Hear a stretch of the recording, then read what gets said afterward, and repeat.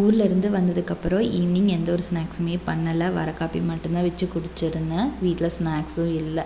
ஒரு 7 மணிக்கு மேலே பசி எடுக்க ஆரம்பிச்சிருச்சு. கீழே போய் மேகி வாங்கிட்டு வந்து பண்ணலாம் அப்படின்னு சொல்லிட்டு வாங்கிட்டு வந்திருந்தேன். பார்த்திங்கன்னா வெங்காயம் தக்காளி எல்லாமே வந்து தாளித்து மேகி பண்ணியிருந்தேன். தண்ணி கொஞ்சம் எச்சா போயிருந்துச்சு. ஆனால் வந்து சாப்பிட்றதுக்கு டேஸ்ட் ரொம்ப நல்லா இருந்துச்சு.